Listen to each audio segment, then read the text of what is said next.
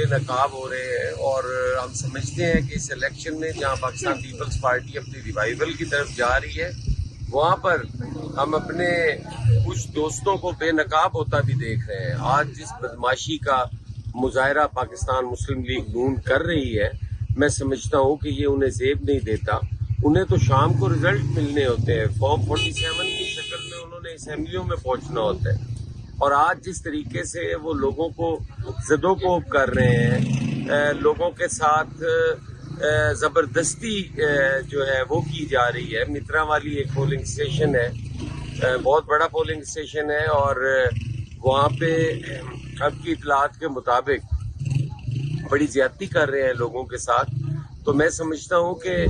ایسی چیزوں کا نوٹس لینا چاہیے۔ رینجرز بھی وہاں پہنچ چکے ہیں، رینجرز بھی موجود ہیں، اور ہم توقع کرتے ہیں اپنے سیکورٹی فورسز سے اور اپنے قانون نافذ کرنے والے اداروں سے کہ وہ اس قسم کی غنڈہ گردی اور بدماشی کو ڈسکریج کریں گے، اور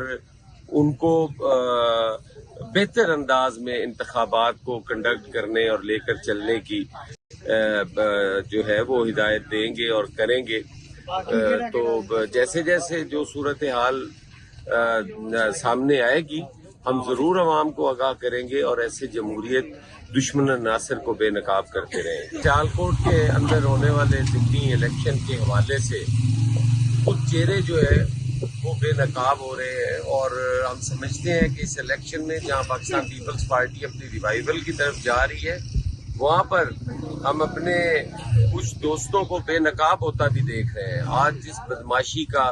مظاہرہ پاکستان مسلم لیگ نون کر رہی ہے، میں سمجھتا ہوں کہ یہ انہیں زیب نہیں دیتا۔ انہیں تو شام کو رزلٹ ملنے ہوتے ہیں، فارم 47 کی شکل میں انہوں نے اسمبلیوں میں پہنچنا ہوتا ہے، اور آج جس طریقے سے وہ لوگوں کو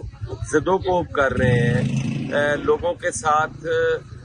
زبردستی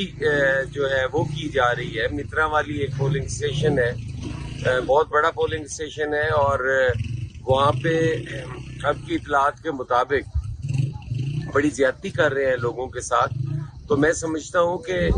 ایسی چیزوں کا نوٹس لینا چاہیے۔ رینجرز بھی وہاں پہنچ چکے ہیں، رینجرز بھی موجود ہیں، اور ہم توقع کرتے ہیں اپنے سیکورٹی فورسز سے اور اپنے قانون نافذ کرنے والے اداروں سے کہ وہ اس قسم کی غنڈہ گردی اور بدماشی کو ڈسکریج کریں گے، اور ان کو